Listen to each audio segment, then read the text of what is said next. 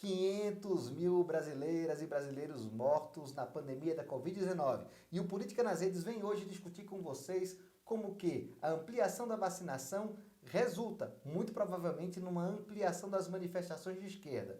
Como que o governo Bolsonaro está numa sinuca de bico porque tem que aumentar a vacinação, não consegue mais diminuir o ritmo disso, né? Pressionado pela CPI. E como que essa vacinação está sendo um patrimônio político dos governadores e dos prefeitos e não do presidente da República.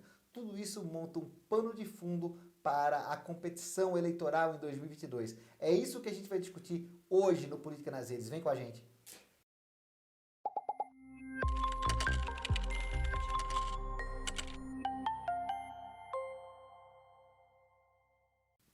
Bem-vindas, bem-vindos todos vocês, seguidores do Política nas Redes. Eu sou Mauro Leonardo Cunha, aqui com Narciso Fernandes. Bem-vindos para mais um episódio do Política nas Redes. Olha, semana movimentadíssima em Brasília e no Brasil, manifestações em São Paulo, muita coisa acontecendo. Então vamos lá. Primeira coisa, a gente tem que notar que foi atingido o 500 mil de brasileiros que pereceram por causa da pandemia do Covid-19, o que gerou um editorial muito grave da Rede Globo, que raramente faz editoriais. Aliás, editorial que lembrou o tom daqueles editoriais que precederam o golpe de 64, mesma solenidade, né? O editorial fala inclusive em clima de horror. A vacinação tem, contudo, se acelerado nos últimos tempos, né? E há também uma crescente pressão da CPI. Não há nenhuma condição para que o governo consiga sozinho manobrar a taxa de vacinação, só se faltar vacina. E essa ampliação da cobertura vacinal da população dá muita força às manifestações da esquerda. A esquerda estava tolhida, né? Preocupada com fazer manifestações diante de uma imposição de isolamento social. Tá? E agora, com a vacinação cobrindo cada vez mais gente, a tendência é de que se espalhem as manifestações de esquerda pelo Brasil. Para somar tudo isso, saiu, segundo o Ricardo Noblar, uma pesquisa de um instituto estadunidense não identificado, né, que teria dado a vitória de Lula no primeiro turno. Né. Esse é o resumo muito curto de uma semana muito agitada aqui em Brasília. Narciso, fala sobre a semana. Pois é, a semana foi uma semana agitada, uma semana onde terminou, na verdade, com manifestações. As manifestações foram as maiores, né? As maiores manifestações desde que as manifestações contra o governo Bolsonaro começou. E dessa vez os manifestantes de esquerda, eles têm uma desculpa, eles têm uma justificativa. Não, nós estamos ampliando a manifestação porque nós temos um número já grande de vacinados. Porque vamos lá, eles ficaram tolhidos por um discurso. O discurso era contra as manifestações públicas do presidente Bolsonaro, a participação em manifestações públicas, no momento em que o isolamento social os órgãos orientavam o isolamento social, e o presidente saía em manifestações públicas sem usar máscaras e tal. Então, como eles poderiam proibir, criticar o presidente se eles estavam organizando amplas manifestações? Mas agora, eles não têm mais essa armadilha de discurso que eles mesmos ficaram nelas, né? Agora nós temos uma quantidade já crescente de vacinados. E eles podem dizer, não, a manifestação foi maior porque é maior o número de vacinados e as pessoas que foram para a manifestação já estão vacinadas pelo menos com a primeira dose. E isso cria uma liberdade de discurso. E aí, Léo, eu queria... Eu acho que assim, a esquerda está passando um pouco uma barra nessa liberdade de discurso, porque no duro, imunizado só está quem tomou a segunda dose há mais de 15 dias. Né?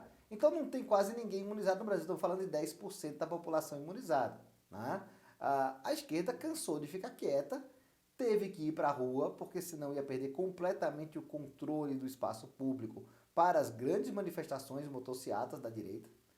A esquerda precisou reagir e encontrou um guarda-chuva de plausibilidade, assim como a direita lá atrás também encontrou guarda-chuvas de plausibilidade. Ninguém preocupado com o que é razoável. Se for minimamente plausível e der para passar o meme na rede social, tá valendo. E, inclusive, nós temos que lembrar que as manifestações em Nova York, que começaram, principalmente em Nova York, né, lá com a morte do George Floyd. George Floyd, elas inicialmente foram criticadas pelos seguidores do presidente Trump, mas elas se estenderam, elas ficaram 2 semanas acontecendo todos os dias. E, assim, manifestações. Quem lida com manifestações sabe que você não consegue organizar manifestações em larga, assim, repetidas por 2 semanas, como aconteceu ali.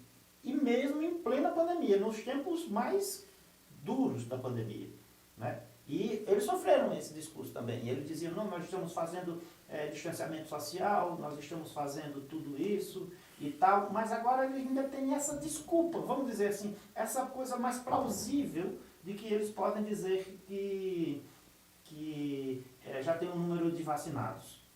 E tem mais, uma coisa que é importante. Esse discurso, ele não é um discurso que vai se esvair sem nem querer fazer nenhum trocadilho. Quanto mais vacinados tiverem, mais o discurso se fortalece. Até essas ressalvas que nós estamos fazendo aqui, que está forçando um pouco a barra, essas ressalvas vão diminuindo.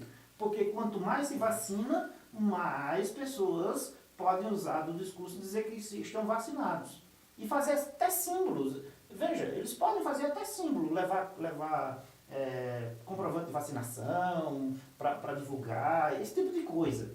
Porque, veja, essas pessoas que estão se vacinando agora vão tomar a segunda dose, vamos dizer, em agosto. Essas pessoas que se vacinaram no final de maio, início de junho, vão tomar a segunda dose em agosto, setembro.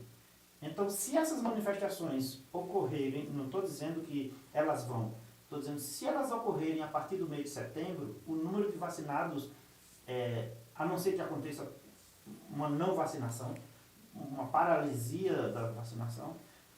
Então, vamos dizer, depois de setembro, o número de vacinados vai ser suficiente para que esse discurso seja totalmente, não só plausível, como pleno, em relação a essa questão. Então, o que é que nós estamos dizendo com isso? Quanto mais vacinados, mais possibilidade de manifestações existem.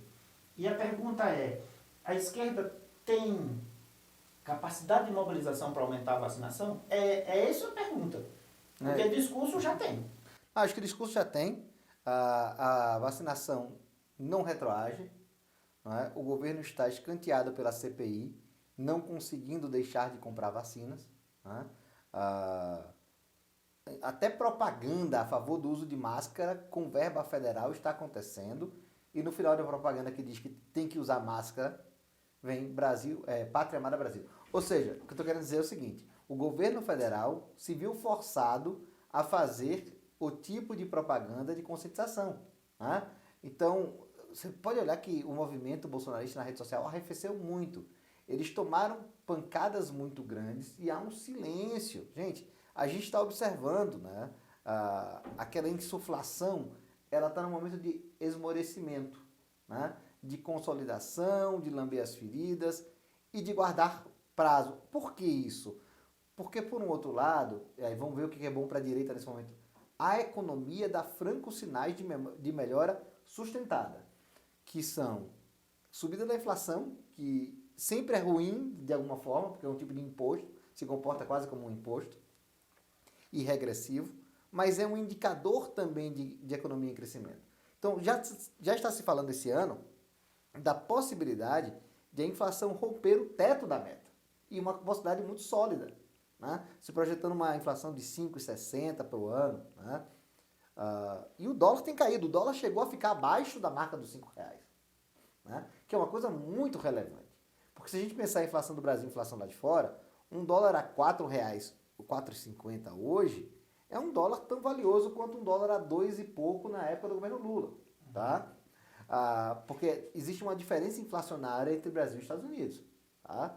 Então, a gente precisa levar isso em consideração também e pensar o que é isso. Então, o real se valorizar, né, nesse momento é algo muito particular. O Brasil ainda enfrenta uma crise de Covid muito grande, o mundo sabe que a crise de Covid está muito grande no Brasil, e ainda assim o real se valoriza. Isso significa uma pressão por entrada de dólares no mercado nacional. Só não entrou mais dólar no mercado internacional ainda porque Bolsonaro fez do Brasil um palha. Internacionalmente, o Brasil se escanteou. Né? O Brasil, veja, durante o governo Bolsonaro, se viu forçado a votar contra Israel para reafirmar a diplomacia do frango. Quem não entende o que é a diplomacia do frango, vamos aqui com uma dica. O Brasil vende frango para países muçulmanos em grande quantidade, com abate muçulmano. Então nós somos a fonte de proteína animal deles, frango principalmente, mas também carne bovina. Né? Halal. E o que acontece, né, com abate halal feito no Brasil? Então, aquelas pessoas que são, né, qualificadas para fazer o abate estão, inclusive, em formação no próprio Brasil, né, que tem uma comunidade muçulmana, que também gente de fora, mas também já é um esforço de formação aqui. E os frigoríficos fazem tudo na conformidade da norma halal para exportar, como também exportam caché, mas é um mercado muito menor. O mercado halal é grande. Para as pessoas entenderem, a cada 3 quilos de carne vendida na França, hoje 1 é halal. Tá? Na Alemanha, por volta de 1 a cada 6. Halal, só para que as pessoas saibam, halal é o tipo, é o modus de abate para que os muçulmanos possam consumir carne bovina ou de frango. Então, e o Brasil exporta em grande quantidade. Né? Então, o termo do Itamaraty de diplomacia do frango é a diplomacia, né, de buscar ficar bem com países que são grandes consumidores de produtos de proteína animal brasileiros. Perfeito?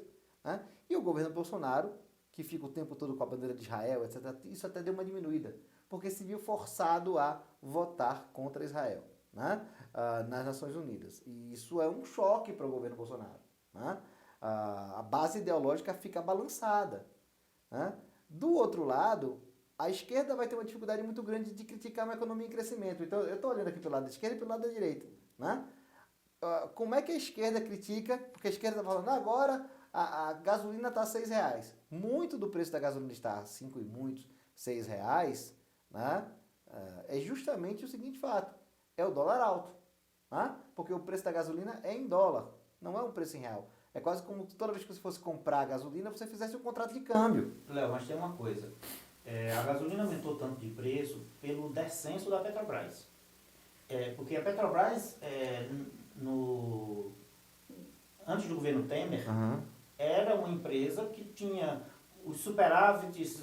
Sim, mas mesmo que tivesse, quando lá no governo Temer se adotou a política do preço variando com o preço internacional...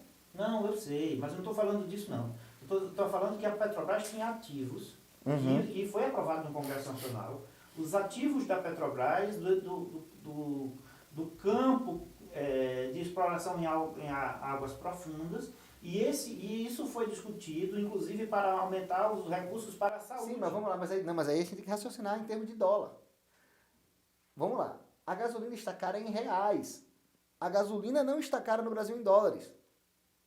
Porque a questão é do câmbio. A questão da exploração em águas profundas depende do preço da gasolina estar alto em dólares.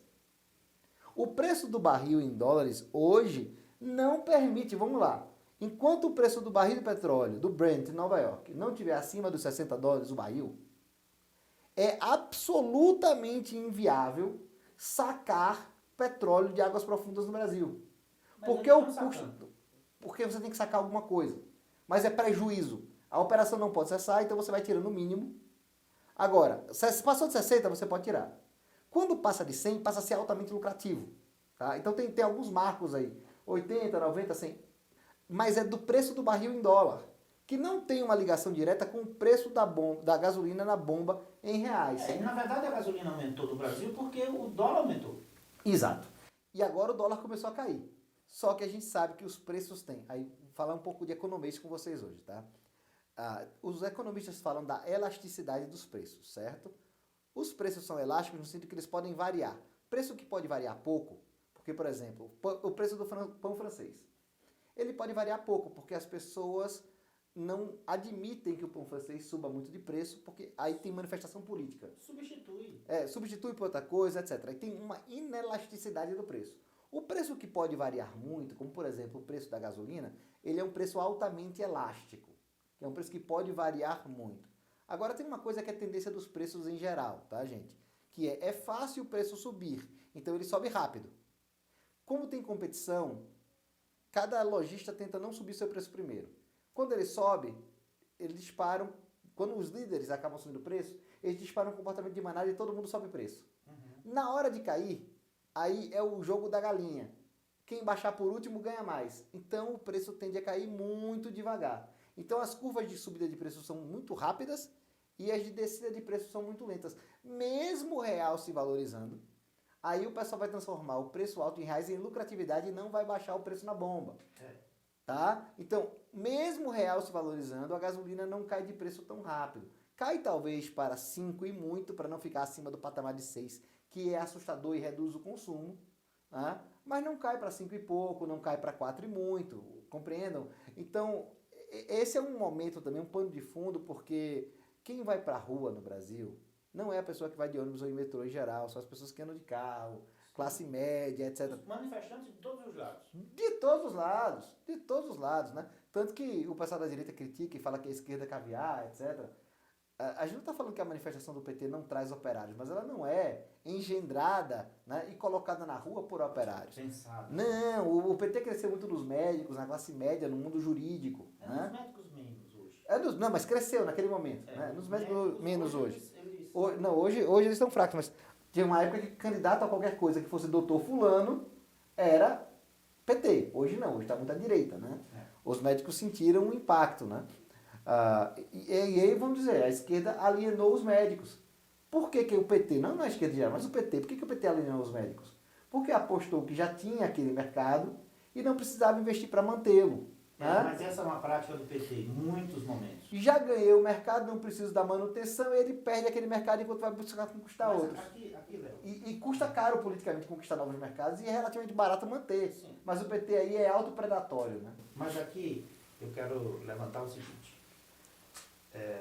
Já aprofundando o tema, é o seguinte, à medida de que a vacinação vai aumentando, as possibilidades de discurso para a manifestação ser ampliada vai aumentando. A gente tem que analisar aqui o seguinte, as esquerdas, eu não digo mais só o PT, porque os movimentos que a gente inclusive conversou na semana passada, a filiação do Freixo ao PSB, a filiação do governador do Maranhão ao PSB, os movimentos que as esquerdas, o PT está fazendo é para não ser não construir uma candidatura do PT, para construir uma candidatura que envolva as esquerdas, que as esquerdas também arquem com a responsabilidade de construir essa candidatura de oposição. Então não é uma coisa que vai ficar só nas costas do PT. Né? Então, mas esses partidos eles têm capacidade de mobilização menor. A capacidade de mobilização maior é a do PT. E a pergunta que a gente pode se fazer agora é, eles têm essa capacidade de mobilização que está reprimida pela não vacinação, ou eles só tinham discurso porque não tinha a capacidade de mobilização e usavam o discurso de não podia ir para a rua por causa do distanciamento social? Eu acho que assim, tem uma análise muito cética quanto ao quadro partidário brasileiro e a nossa evolução institucional. E isso tem a ver com a legislação partidária, a gente já abordou isso aqui algumas vezes. Né? A nossa legislação facilita muito a criação de partidos e dificulta muito o reforço dos partidos que já existem com novas lideranças. Nós não temos muito mecanismo, né, de democracia interna partidária que permitam, né, esses mecanismos que permitam crescimento de novas lideranças. Então, tem aquela coisa que a gente chama aqui em Brasília da cacicagem. E cada cacique compra um partido, ou monta um partido para chamar de seu. Né? Quando a gente fala compra um partido, ele entra no partido e banca todo o partido e assim, com votos, ele se instala. O partido, na verdade, é a formalização de uma cacicagem no Brasil. É muito raro um partido ser um partido, tanto que Lula é muito maior que o PT. Né? Mas o PT, embora Lula não seja um cacique clássico, porque o PT ele substitui. Tem bases reais. Mas o PT tem bases reais? Tem. Mas Lula não é um político do PT. O PT é o partido do Lula. Entendeu a inversão? Concordo. Nós não somos a Inglaterra, nós não somos a França, não somos os Estados Unidos. Nós somos um país de partidos fracos. Então, quando a gente fala de polarização, e esquerda e direita estão ficando mais claras, tá? E, assim, por exemplo, os Estados Unidos sofreram muito tempo uma crise democrática por não terem polarização. Né? que o Partido Republicano e Democrático quase se confundiam, gente. Então a gente precisa entender que polarização também é saudável. O que é ruim no movimento político como um todo é a falta de educação do brasileiro para lidar com a polarização. Porque o fato de você pensar diferente do outro não quer dizer que você vai buscar eliminar o outro da política. Você pode vencer o outro, sem precisar fazer um discurso de eliminação. Não, esse discurso de eliminação nem nas guerras deu certo. Gente, quando a Primeira Guerra acabou e a Alemanha foi derrotada, eles esqueceram que a Alemanha ia continuar existindo.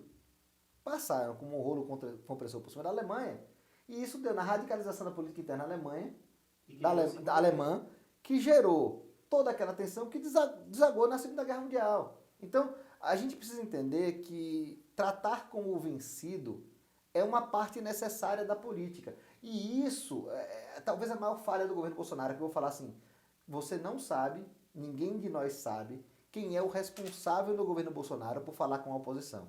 Os líderes existem, mas eles se afirmam como líderes, batendo no peito dizendo que não falam com a oposição. Isso é um fato. E isso é uma falta de composição enorme, porque assim, gente, estamos falando de PDS e PMDB durante o governo militar e havia reunião no Congresso. Não, outra coisa, pelo contrário do que se pensa, não falar com a oposição não diminui a oposição. Diminui o governo. Faz a oposição crescer. Por quê? Porque se tivesse um nível de diálogo, muitas coisas que poderiam ser discutidas lá nos bastidores, eles vão para a pauta pública. E aí a incapacidade que o governo demonstrou de falar com a oposição fez a oposição, coisas que não existiam, ressuscitarem. E trouxe mobilização. Vamos falar sério. O PT estava com pouca capacidade de mobilização. Pouquíssima, porque estavam cabisbaixos nas bases. E nós já falamos isso aqui. E quem deu capacidade de mobilização ao PT... O Bolsonaro. Foi o governo Bolsonaro. Não, nem foi o governo Bolsonaro, foi a pessoa do Bolsonaro. Não, mas eu digo governo à medida de que não tem institucionalmente ninguém que converse com eles. Sim, sim. Não tem institucionalmente. Entendeu? Isso foi um erro que a ex-presidente Dilma cometeu. E quando remediou, criou uma cobra que foi o Temer. Pois é, ela cometeu e digo mais. Alguém fala, não, mas o governo Bolsonaro tem o Arthur Lira. O Arthur Lira foi cotado para ser ministro da Dilma. E ele aceitou. Por outras razões de processos que ele estava respondendo, não vingou. Lembre-se, naquele período que a Dilma queria nomear o Lula como ministro dela, e tinha toda aquela discussão, e que teve eliminado o Supremo, etc. O Arthur Lira ia ser ministro da integração, eu acho, se não me engano. Ele ia ser ministro da Dilma, para dar sustentação ao governo Dilma, para não ter impeachment. A mesma coisa que o Bolsonaro fez com o Arthur Lira, a Dilma tentou fazer. Não é? Qual a diferença? Que a Dilma sabe menos política que o Bolsonaro, mas bem menos. E sabe menos política do que o próprio Arthur Lira. Não, mas aí eu acho que os dois. Tanto Dilma quanto o Bolsonaro sabem menos política que o Arthur Lira. Só que assim, a diferença entre Dilma e Bolsonaro é grande, porque Bolsonaro aprendeu muito no cargo. Dilma virou as costas pro cargo. Não, isso aí não tem nem debate. Olha, o que prova para mim que Bolsonaro aprendeu no cargo é que eu vi o pronunciamento, eu estava lá no Palácio, e ele falando, olha, não existe manual para ser presidente da República. A gente aprende no dia a dia. Isso mostrou que ele compreendeu o cargo. Mas, veja, Léo, isso pode ter sido uma leitura de quem quis ganhar a eleição, e nós já falamos disso daqui, de quem quis ganhar a eleição e depois aprender como governa. Sim, e sim. Nós falamos que isso daqui é um erro crasso. Isso é um erro crasso, mas ele entendeu o tamanho do cargo. Talvez ele não tenha alcançado o tamanho do cargo ainda, mas ele pelo menos se estica. Não. Dilma nunca nem tentou. Não. Eu fui eleita e pronto, isso vai resolver tudo. Não, ela não tentou manejar o cargo. Assim, se alguém me disser, Leonardo, você é dono de um transatlântico, isso não quer dizer que eu seja capaz agora de fazer navegação, Sim. de saber manter os sistemas de navio funcionando, de cuidar da lubrificação, do fornecimento de... Eu estou falando do transatlântico, imagina um país, do fornecimento de combustível. E aí tudo isso estava na mão da Dilma e ela não sabia fazer política e não recebia nem os líderes do governo, quanto mais da oposição. Então, no governo Bolsonaro, a nossa crítica é, eles não têm com quem falar com a oposição e não recebem a oposição. Olha, quando a gente começou a fazer essas lives aqui do Política nas Redes, nasceu tem pouco mais de um ano. Tem um ano, é isso? Não tem, acho que não tem um ano, né? Não tem um ano. Não tem um ano, meses. né? Tem aí meio ano, 6 meses. Da política das redes. Política nas redes, Mas tem 6 meses de política nas redes. O que a gente falava? Que o Brasil não tinha oposição. A nossa crítica era o Brasil não tem oposição. Hoje, o Brasil claramente tem oposição. E quem criou a oposição, por incrível que pareça, foi o governo. Né? Porque, assim, também é muito perigoso, e a gente falava lá atrás, é muito perigoso para um governo governar sem oposição. Porque se você governa sem oposição, a possibilidade de você não se reeleger ou de você cair é muito grande. Porque não fazer nem oposição é uma das formas mais agressivas de se opor a um governo, porque é questionar a própria legitimidade dele de ser governo. Né? É não dar nem noticiário para o governo, porque não tem, sabe, não tem ninguém se opondo a nada, tá tudo à deriva. Assim, não fazer oposição, é dizer, o país está à deriva. E eu creio que nessa ponta, já que a gente está nesse ponto, tem um erro do governo Bolsonaro que foi o mesmo erro que o governo Lula cometeu. Os governos do PT. Eles se parecem muito, né? Trazer para dentro do governo toda a sua base. Nós já falamos aqui que os governos do PT trouxeram todos os sindicalistas para cargos chaves, correios, estruturas das mais variadas. Eu não estou dizendo de ministros, porque é óbvio que os ministros do partido, que o partido vai colocar ministros do seu partido e negociar outros com a sua base do Congresso. Isso é óbvio. Mas a estrutura de segundo escalão, terceiro escalão, foi montada muito com esse movimento do sindicalismo de São Paulo e etc. E o governo Bolsonaro fez igual. Quantos militares tem no governo? Né? Base. Quantas pessoas ligadas a essa base tem no governo? Eu não estou dizendo... Gente, eu não estou dizendo que isso é errado. No sentido de você ganhar uma eleição e estruturar o governo com as bases que elegeu. A questão que vem é o que vem depois. Esvazia a gente do lado de fora para construir a expressão pública de um governo. Um governo não pública no sentido... Pública-privada, no sentido de não das estruturas estatais. Porque alguém que está num cargo de estruturas estatais não tem tempo nem legitimidade para fazer certas falas. Não é? Sim, agora, tem uma coisa que também deixa os dois governos parecidos, né?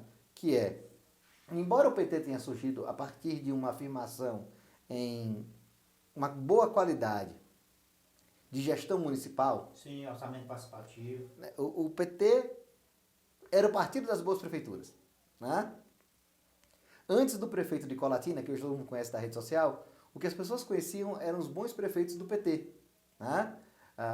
E o Jaime Lerner de Curitiba. Mas assim, o PT era muito forte da afirmação de gestão, um modelo de boa qualidade para a gestão municipal, que vem de uma boa leitura constitucional do PT. Olha, a gente não consegue ganhar governos estaduais e federal ainda, mas a gente pode sim avançar para os municípios. Uma outra coisa que faz os governos do PT, né, e o governo Bolsonaro parecidos, né, embora o PT tenha vindo de uma linha de gestão, né, chegou ao poder assim, de gestão municipal de qualidade. Né, tinha as experiências do PT e a do Jaime Lerner, né, destacada, mas assim. O PT tinha um padrão que fazia com que as administrações públicas municipais do PT dessem certo. Com transparência, né? Você estava falando ali antes da gente entrar no ar, de orçamento participativo. Então o PT teve esse caminho para o poder. Ele leu bem o quadro constitucional.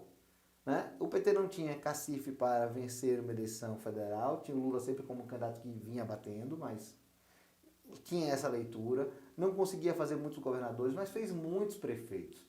E aí criou o tal do cartão de visita, que permitiu o PT acabar criando governadores. Mas, né, a verdade é que quando o PT chegou ao Planalto, o modelo da gestão municipal do PT já tinha se desgastado. Então o PT ficou no Planalto com pouca densidade de prefeituras. Prefeituras são elementos muito importantes da política brasileira, da execução orçamentária brasileira, né, das emendas parlamentares, porque é o prefeito que bate a porta do deputado, bate a porta do senador, etc.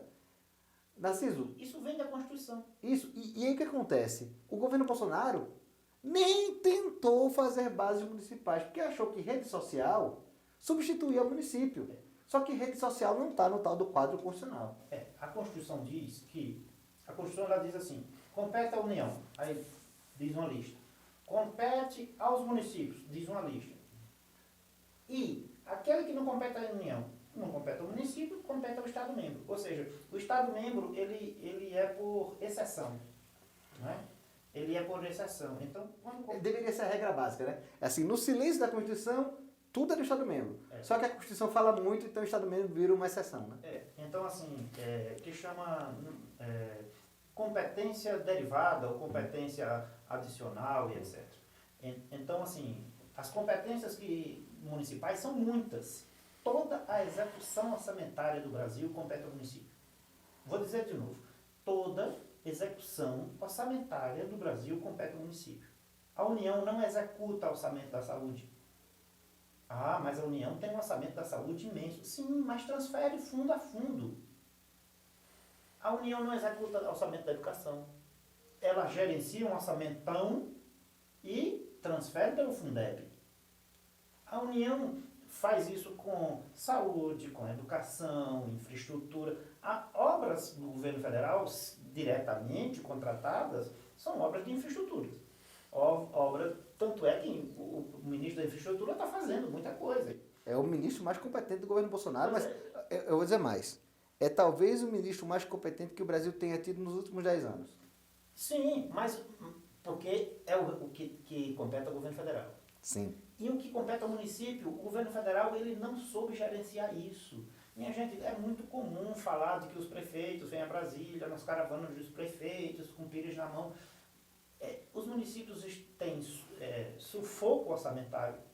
Os municípios não arrecadam IPTU. Tem município que não tem arrecadação de IPTU zero. Muitos municípios. E por isso existe o FPM, que é o Fundo de Participação dos Municípios. E tem o FPE, que é o Fundo de Participação dos Estados. E ele faz um pacote para o Fundeb, é o quê? É um pacote de impostos que monta o recurso da educação. O recurso da saúde é um pacote de impostos que as empresas pagam. Né? E aí forma e transfere de fundo a fundo. Então, por que isso é importante? Porque nós falamos na semana passada, e estamos repetindo hoje, que na eleição passada, eu quero trazer isso aqui textualmente, porque eu quero que isso fique gravado nas redes para que a gente rememorize isso nos momentos oportunos. O presidente Bolsonaro desdenhou da campanha municipal. Ele não queria nem tirar foto com os candidatos do PSL. Nem tirar foto. Uhum. Você vinha caravanas aqui, ele dizia, não, o presidente não vai fazer declaração de voto. Por quê? Porque ele estava em disputa partidária, ele não tinha um partido. Diferentemente dos partidos de esquerda quando tinham poder, eles tinham um partido de sustentação. E mesmo que o prefeito fosse... Lula fez um expurgo, né? Eles expulsaram durante o primeiro e segundo governo Lula, sobretudo no primeiro governo Lula, muita gente foi expulsa do PT para que o partido ficasse firme embaixo do governo. Sim, mas não... E no PSL o Bolsonaro não conseguiu fazer isso, ele rompeu cedo demais, talvez, com o Bibiano. Do PSL. Ele rompeu cedo demais com o Bibiano e saiu do PSL. Quando, pela cartilha, ele deveria ter tomado o PSL de assalto. E como ele não tinha o controle partidário nacional, o que foi que ele fez? Ele nomenclaturou todo mundo como, eu não vou tirar foto com ninguém só porque é do partido. PSL do partido tal. Veja, se ele tivesse um partido forte, ele tinha construído uma base forte municipal. E aí, vamos aqui. As emendas parlamentares para os municípios vêm dos seus parlamentares. Esses parlamentares vão agora disputar a reeleição, especialmente os parlamentares federais. Né? Eles vão disputar a reeleição. E aqueles prefeitos alinhados com aqueles deputados não vão olhar para o presidente da República, eles vão olhar para quem deu as condições dele se eleger. E os deputados, por sua vez, vai dizer, olha, como diz lá no Nordeste, dor de barriga não dá uma vez só na vida, não. Você lembra quem ele apoiou para ser candidato a prefeito? Lembra que quando você foi ao presidente, ele não tirou nem foto com você? Pois é, então vamos fazer a minha campanha aqui. Se o PT e as esquerdas conseguirem fazer um nível de aliança que envolva essas pessoas pela própria reeleição, A dificuldade de transformar a rede social em voto é grande. Sim, a questão, de novo, vai ser o voto do jovem, né, que é uma quantidade muito grande de gente que entra para votar todo ano, a quantidade de gente que sai do eleitorado é pequena, né, é questão da pirâmide etária do Brasil ainda, né, Sim. e o jovem vai muito na rede social. A rede social está no bolso da camisa, perto do coração, né?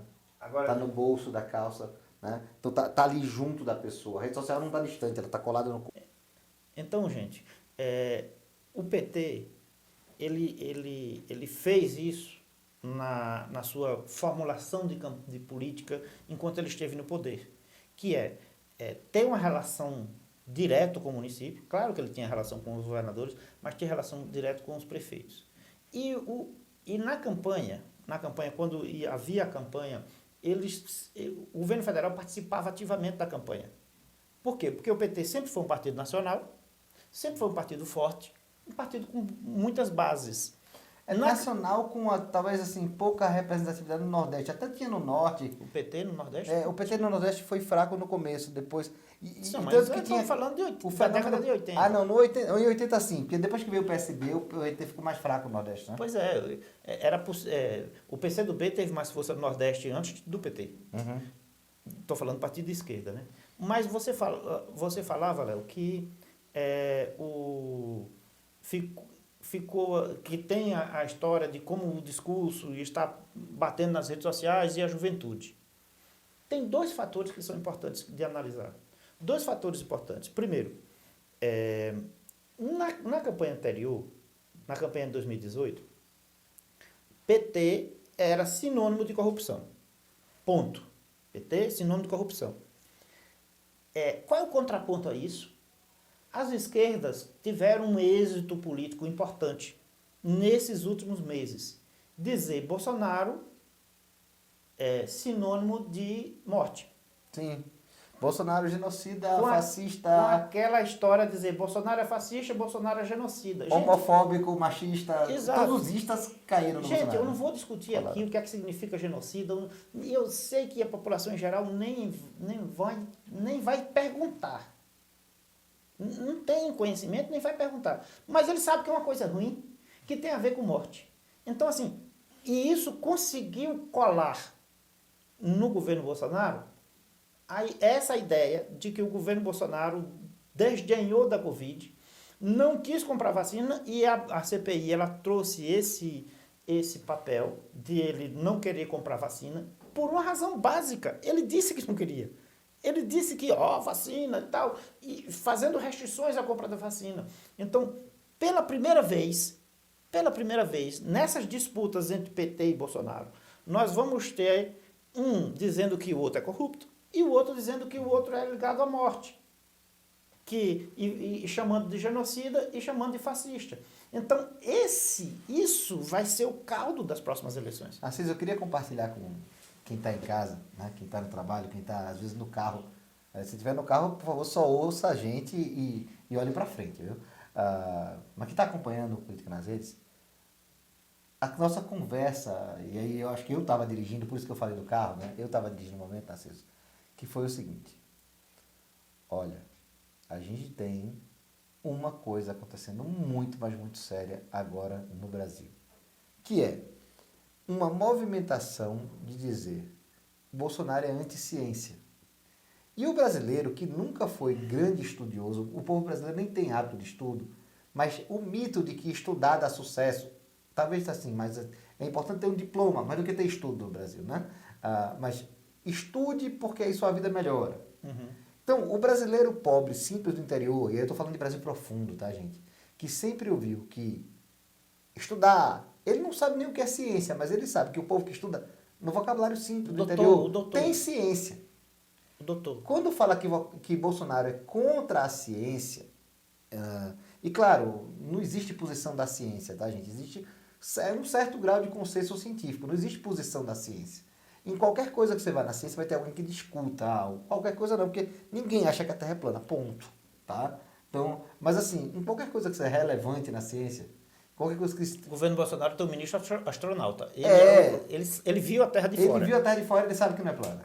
Né? Então, há certas, digamos assim, flexibilidade do governo Bolsonaro para o lado da ignorância, né? Para manter certos radicalismos de certas alas hiperreligiosas ou ultra-religiosas. Eu digo que são ultra porque talvez elas tenham se juntado por causa da religião, mas estão fazendo qualquer coisa ou outra que não dá mais para chamar de religião. Certas áreas ultra, então ultra porque ultrapassa, ultra-religiosas, do apoio ao governo Bolsonaro, né, acabaram gerando, Narciso, um anticientificismo como bandeira. E isso pega mal com aquela população que diz para o filho e para o neto que ele tem que estudar para melhorar a vida. Para ser um doutor. E doutor é ciência. Doutor é ciência, entendeu? Então, Bolsonaro está falando contra os doutores num país em que, assim, na concepção do interior brasileiro, era o padre, o doutor e o delegado, lembra essa coisa? Então, isso, e eu estou falando do Nordeste mesmo, que o Bolsonaro tem buscado votos no Nordeste, isso é difícil para o governo Bolsonaro como até no interior de Minas, tal, né? Que aliás em certas regiões parece muito com o Nordeste. Tem, contudo, um projeto de Estado, né, muito interessante da área de infraestrutura, a gente está falando de infraestrutura, sim, né? Sim. Que é de hidrovias, etc., que vai para o Vale do São Francisco, vai por ali por trás, Vale do Paraíba, né? E aquilo vai mexer profundamente com as estruturas, mas isso é para talvez ser relevante durante um eventual segundo governo Bolsonaro, né? Porque é um projeto muito grande, né? E que daria bases para a direita naquela região. Mas olhando para o curto prazo, tá? Eu vejo grandes coisas que o povo entende. O povo entendeu que agora tem Pix, né? Agora, Bolsonaro não fez propaganda do Pix. A gente não sabe se na época da campanha eleitoral, Bolsonaro não vai ligar e vai dizer, eu fiz o Pix. E eu fiz com que você, que nunca podia receber dinheiro porque não tinha uma conta, tenha uma conta da Caixa e você agora consegue receber dinheiro. Os empresários do agronegócio, por exemplo, têm falado muito das novas estradas que estão sendo construídas, obras inacabadas que estão sendo acabadas, obras que começaram no governo do PT e que não foram concluídas, e o governo Bolsonaro está concluindo. Falando de novo do ministro da Integração, da Infraestrutura. Uhum. Mas nós não estamos vendo propaganda disso. Não, o governo não faz propaganda disso. Talvez seja inteligente. Eu estou querendo aqui olhar, eu sempre critiquei muito isso, mas talvez isso esteja sendo guardado para a campanha. O governo que concluiu obras começadas pelo PT, e isso, vamos fazer justiça, o governo Bolsonaro não foi um governo abandonador de obras. Isso é verdade. Né? E isso gerou uma eficiência, né? E nisso ele rompe com a tradição. E interessantemente também, o governo Bolsonaro, né, rompeu com a ação do Médici que negou a autonomia ao Banco Central, né? E está se falando já aí de criar uma autarquia para a Autoridade Nacional de Proteção de Dados, que é a NPD. E né? Nós defendemos sempre que era necessário fazer o mesmo com o ente que construísse, que fizesse as eleições. Isso, que aquela área técnica, né, executora do TSE passasse a ser uma autarquia. Isso eu não vejo chegar ainda, porque o que se fala é de voto impresso, que aliás é assim, tecnicamente é risível. Pois é. Porque o voto, imprimir o voto, adiciona mais defeitos. Não vou dizer que não resolve alguns problemas, mas cria mais problema do que resolve. Né? Então, assim, não é uma alternativa real. Isso é para criar um bafafá político. Mas, Léo, com tudo isso que nós falamos aqui, você acredita que a maior vacinação, a tendência é aumentar a manifestação? Eu imagino que sim. Quanto mais vacinadas as pessoas estão, elas estão mais dispostas a ir às ruas e a se apropriar de novo das ruas. Porque as pessoas ficaram divorciadas das ruas, fechadas nas suas casas. Então a vontade de ir para a rua é grande. A vontade de ir para a rua, não sozinho, para poder tocar o outro, mexer com o outro. Eu estou querendo aqui falar de coisas não políticas que têm efeito político. Olha, você vai para manifestação com seus amigos, que encontram amigos deles e etc. É meio carnavalizado no Brasil. Né? Junta muita gente que se conhece, tem vínculos, essas pessoas estão sedentas de se ver. E eu penso que o PT está aprendendo a mobilizar manifestações pelas redes sociais. Conseguiu gerar um outro meme razoável. O tal do Jair já foi, já era, é genial. O PT só era capaz de discurso. Discurso que você tem que entender, racionalizar, panfletário, sabe? Jair já foi, já era, é meme. Não, É fantástico. Isso só a direita conseguia fazer. A esquerda não estava fazendo isso. E Léo, a capacidade de colocar gente na rua. Uhum. Porque o PT sempre teve capacidade de mobilização, as esquerdas sempre teve capacidade de mobilização, mas ela se espraiava pelo mundo sindical e o mundo dos movimentos sociais. Altamente dependente do imposto sindical, de origem fascista, introduzido no Brasil pelo governo Vargas. E que o PT, por mais que os sindicatos que dão sustentação ao PT não precisavam porque eles estão aí. Não, Fortes. os grandes não. Os grandes nunca precisavam. Eles não precisavam do imposto sindical. O PT não teve a coragem de fazer uma reforma não trabalhista, mas uma reforma sindical profunda. A CLT toda, né? É a CLT não, toda. na verdade, teve o projeto do Código do Trabalho e ele nasceu e morreu. O PT foi um governo que teve a oportunidade de fazer uma grande reforma do trabalhismo, vamos dizer assim, e não o fez. E aí, de novo, o que é que incide? O problema é de que o homem é maior que o partido no Brasil. Tá? Lula é tão maior que o PT que o que importava era o governo Lula. Não importava. Veja, o Partido dos Trabalhadores passou pelo governo do Brasil com ampla maioria no Congresso Nacional e não mudou a legislação básica dos trabalhadores. Pois é. Né? Mas o governo Lula trouxe para os trabalhadores, na condição de consumidores, o crédito. O que eu estou querendo dizer com isso? O Lula governou para aquela base, mas não governou com cartilha de governo baseado em ideias do partido. E apesar de que muitos sindicalistas estavam governando com Lula, estavam, por isso que surgiu a expressão lulopetismo, porque não era mais petismo, não se tratava mais de petismo. Sim. Né? O lulismo engoliu o PT. Né? E isso foi uma das piores coisas para o PT. Mas, diferente do lulismo, o Bolsonaro, ele não tinha um partido para chamar de seu. E ele não precisou engolir ninguém. O que ele tentou fazer, dadas essas condições, é interessante. Já que eu não tenho partido, deixa eu criar um partido meu, tipo um peronismo, que tem um partido peronista até hoje. E fracassou. Fracassou. Eu não tenho outra palavra a dizer. Fracassou. Já tinha dado tempo de criar um partido. Já tinha dado muito tempo. Olha, foi candidata a presidente, Marina Silva, ela tentou criar um partido, depois ela foi candidata como vice na campanha, naquela campanha que o ex-governador de Pernambuco morreu. Não, e a falta da assertividade da Marina é meme, né? Democraticamente, ou seja, uma pessoa que é tão pouco assertiva que se colou nela o meme democraticamente. Porque é assim que se fala. Mas ela conseguiu criar um partido. E até ela conseguiu criar um partido e o Bolsonaro não. E era um partido pequeno. O grupo da Marina dentro do partido do Eduardo Campos era um grupo pequeno. Porque ele foi um partido hospedeiro, né? Eles já sabiam que iam criar. Quando eles entraram, eles já sabiam que seriam no futuro um outro partido. E ela conseguiu se manter publicamente naquele momento. Depois ela foi candidata pelo partido, criou o partido Rede. No primeiro momento ela não conseguiu, igual o governo Bolsonaro, igual o bolsonarismo, não conseguiu as assinaturas, não conseguiu fundamentar o objetivo. Léo, muitas pessoas da política desdenham da necessidade de fazer as coisas profissionalmente. Desdenham.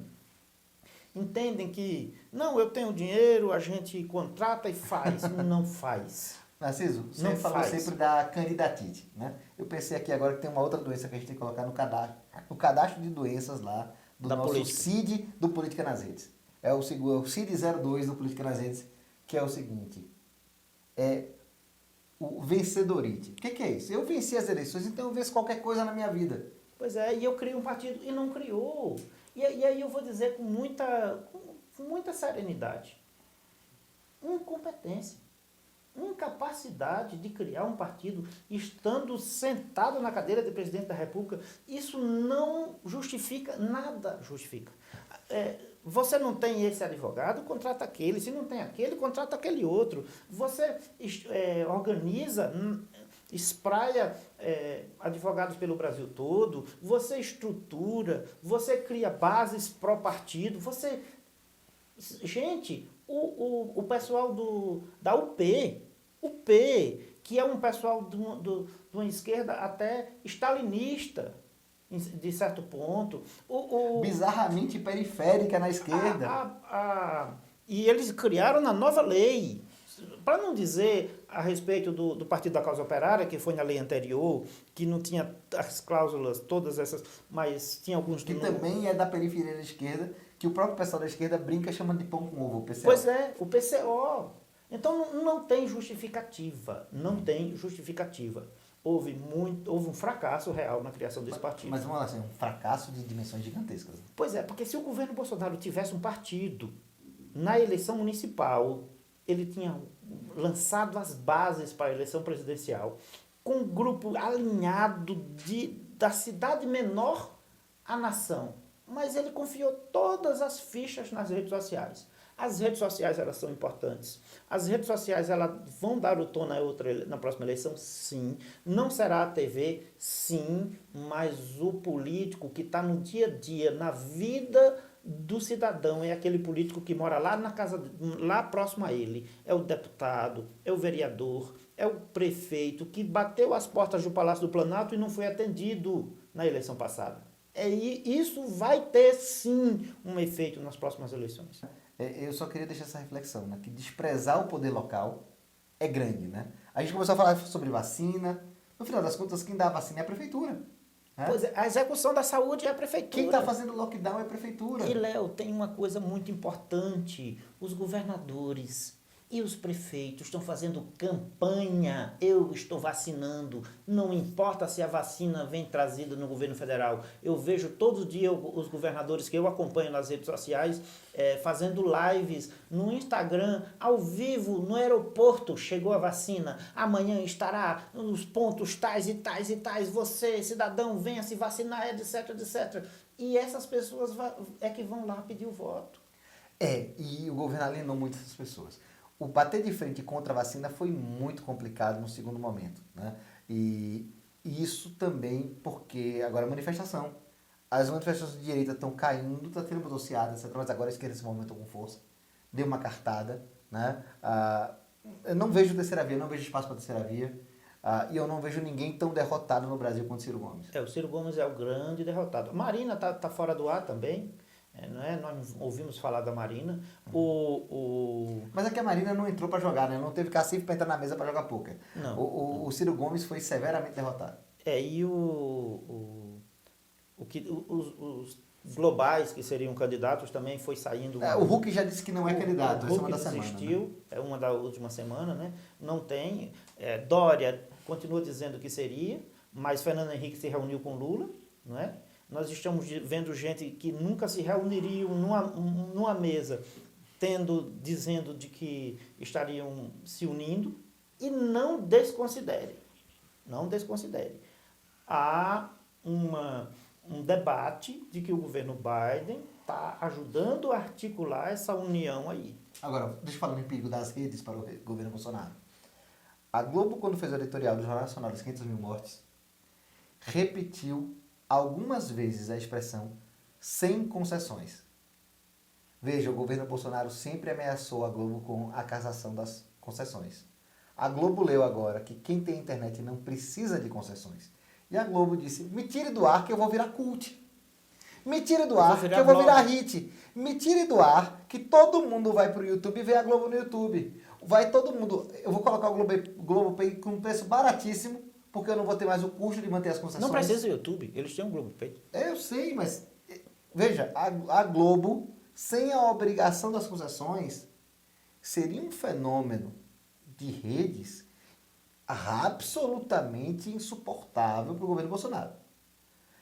E eles repetiram a expressão sem concessões, com muita ênfase quando o William Bonner leu e, assim, publicou, não só foi no Jornal Nacional, foi pro YouTube, no YouTube não, porque a Globo não usa, foi pro Globopay, e eles colocaram no Twitter, e colocaram no Facebook, e etc. Sabe? E o fato da semana, que aí, lembrando com esse editorial do Jornal Nacional, que são as 500 mil mortes. 500 mil mortes. Eu não quero aqui falar do meme. Que 1 a cada 400 brasileiros morreu. Então você conhece alguém que morreu já, não próximo, talvez não seja uma pessoa que você lembre de primeiro contato, mas se 1 a cada 400 brasileiros morreu, tá? Vai ter alguém na família, ou primo, ou na conhecido. família mais ampla, se a família for grande, ou primo ou conhecido, alguém que você conhece morreu. E esse é o fator que vai chegar no ano que vem. Por quê? O número de mortes não vai estacionar, porque a vacinação ainda não é tão rápida assim. Então nós não vamos ter, por exemplo, o tirar das máscaras. O tirar das máscaras seria um símbolo bom, mas ele está atrasado. Ele deve ser para começo de 22 do Brasil. Mas ele está atrasado. É porque assim, qual é a marca? O que o governo prometeu agora? Final de 2021, toda a população brasileira com mais de 18 anos tendo tomado pelo menos a primeira dose, o que significa que estão tentando salvar o carnaval de 2022. Mas não tiraria as máscaras com a primeira dose. Não, para 22 já daria para tirar, vamos fazer a conta lá. Se ele toma a primeira dose em janeiro, segundo, se ele consegue fazer um carnaval em março de 2022, sem máscara, em 22. E aí, qual é o ano da eleição, Narciso? 22. Ok. Vejam, o postergar a retirada de máscaras pode ser para a direita uma coisa boa, porque a lembrança boa vem perto da época eleitoral. Sim. Mas ninguém... Lembra que o brasileiro tem memória curta, né? Mas veja, eles vão lembrar de uma coisa. Podia ter sido antes. E esse é o discurso que vai ser usado O contra podia ter sido antes vai ser o discurso da esquerda. E esse discurso, ele é real, porque podia ter sido antes. E a CPI vai dar a prova disso. Eu acho que aqui nós demos o tom para vocês e a medida de qual vai ser o jogo de truco. Tirar a máscara perto das eleições, presente do Bolsonaro, podia ter sido antes, crítica da esquerda. Acho que esse vai ser e dizer, o ponto não precisava morrer tanta gente. Não precisava morrer tanta gente, né? Concluímos, né, Narciso? Concluímos. Eu sou o Leonardo Cunha. Narciso Fernandes. E nós, junto com vocês, somos... Política nas redes. Até a próxima.